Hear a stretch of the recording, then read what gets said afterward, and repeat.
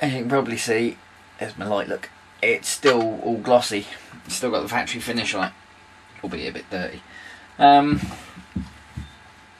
And I use auto air paints mostly, which are water based, and they need a rough surface to cling to. If I were to paint straight on here, it'd just come off. So what you need to do next, wet and dry paper, 600 grit, depending on what paint you use, different grade of paper, but for auto air I find 600 grit is the best.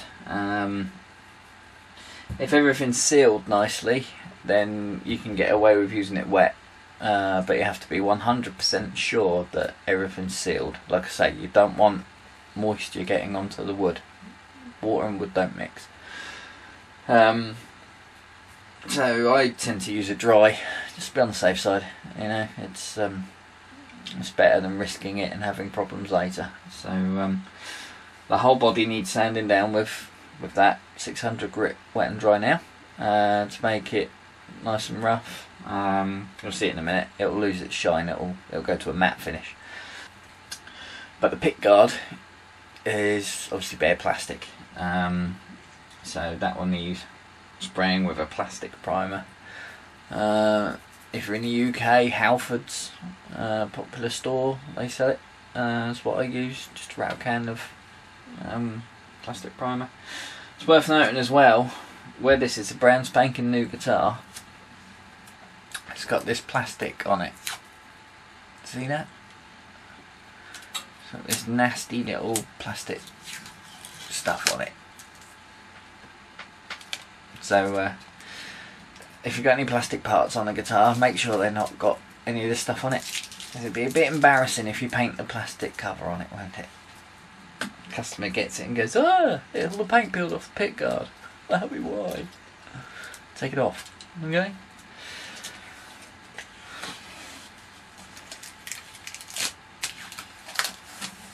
There you go, look. There you are, it's all glossy and shiny and that, so that needs to be scuffed up. Like I say, spray with plastic primer. So yeah, that's the next stage. Let's get that done. Some of you may benefit from this if you're already in the, car refinishing profession or custom painter already.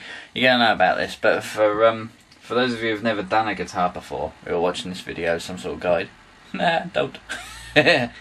Nah, that's what you want when you're wet sanding to prep for your paint. You see my light there reflecting in the factory finish, this bit here. Haven't touched that yet, but the rest of it, so that looks like. That's after I've sanded it with 600 grit wet and dry. Okay, so you want to go from that to that, from that to that. Okay, easy as that.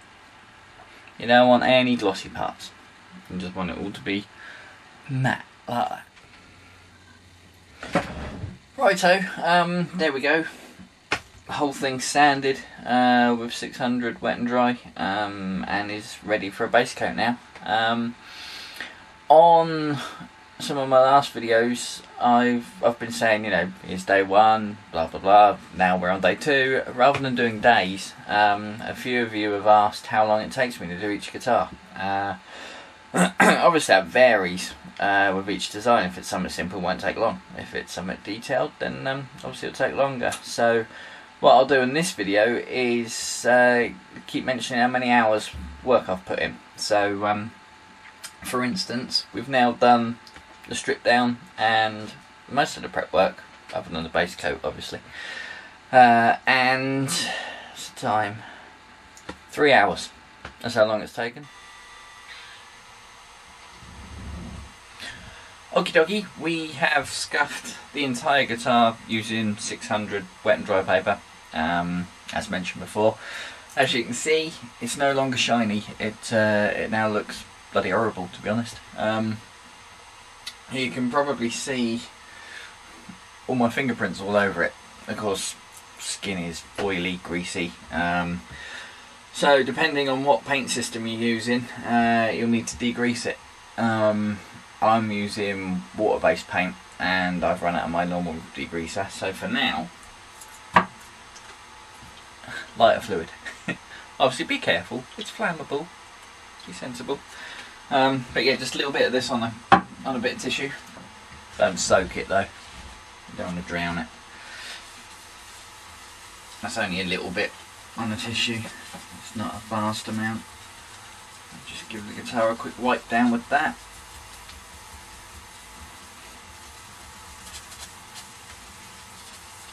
Just to make sure all grease is gone from the surface. Because if your surface is greasy, then your paint might come off. Not so much so with solvent paint, but I'm using water-based for this, so have to be careful. There we go. It's all evaporated, as you saw while I was wiping it there. That way. So it's now ready for the primer or base coat. Like I say, I'm using a paint brand called Auto Air for this. Go in my paint cupboard. There we go. Base coat sealer white for this, because I'll be drawing the design onto it. So they do a base coat sealer dark, which funny enough is black. And it depends what you're painting. I like to work from a white base normally, because a lot of the stuff I do I need to draw on there. I'm now going to cover this guitar in a few coats of base coat sealer white. You'll see as I do it, you don't slap it on, because you'll have adhesion problems. Just working light coats with Auto Air. Obviously, depending on what paint system you're using, check with the user guide for your paints. I use Auto Air, E-Tac now and again if I'm doing really tight detail. But they're all water-based, so this video will be good if you're using water-based paint. But if you're using solvent or anything else, then and check with your guide. Or the manufacturer's website or whatever. They've normally got a little user guide or whatever for their paints, so follow that. But yeah, this is for Auto Air, so let's make it white, shall we?